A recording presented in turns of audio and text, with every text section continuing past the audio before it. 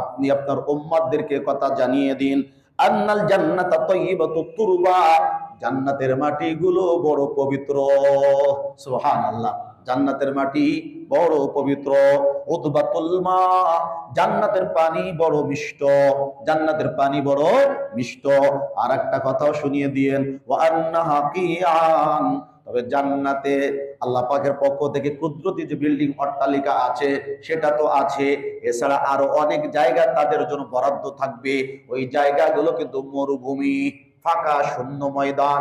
এক একজন জান্নাতীকে আল্লাহ সবচেয়ে কম জান্নাতি যে হবে 11টা দুনিয়া সমতুল্য জান্নাতের মালিক আল্লাহ তাকে বানিয়ে দিবেন। সুবহানাল্লাহ। এই বিশাল জান্নাতের জায়গাগুলো ফাঁকা ফাঁকা থাকবে। আপনার উম্মতদেরকে আপনি বলে দিয়েন, ওয়া আন্না গীরাসাহা সুবহানাল্লাহ ওয়ালহামদুলিল্লাহ ওয়ালা ইলাহা ইল্লাল্লাহ আল্লাহু আকবার।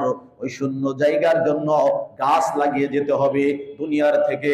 সেই গাছের নাম হলো সুবহানাল্লাহ, গাছের নাম হলো আলহামদুলিল্লাহ, গাছের নাম হলো লা ইলাহা ইল্লাল্লাহ, গাছের নাম হলো আল্লাহু আকবার।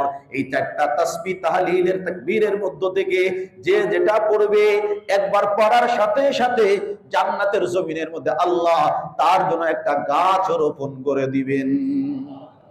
জান্নাতি গাছ আমাদের দরকার আছে না নাই? আছে তো 5-5টা গাছ লাগিয়ে ফেলি। হ্যাঁ, কয়টা? 5টা।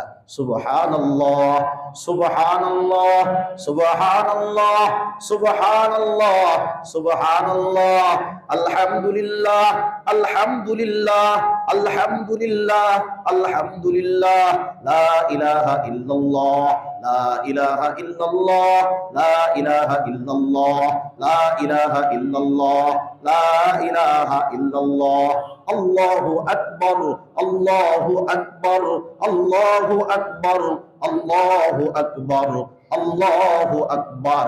20টা জান্নাতের গাছ আল্লাহ আমাদের জন্য রোপণ করে দিয়েছেন। সুবহানাল্লাহ। তাহলে এখান থেকে শিখলাম এই জিন্দেগিতে এই জিকিরগুলোর বিকল্প নাই, ঠিক না?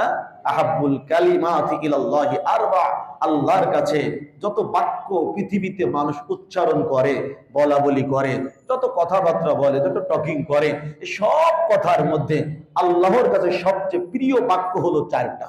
ওই 4টা, যেই 4টা মাত্র আমরা পড়লাম। তাহলে এই বাক্যগুলো আমরা সুযোগ পেলেই বারবার পড়বো তো ইনশাআল্লাহ। আল্লাহ তৌফিক দিয়ে দেন, বলি আমিন।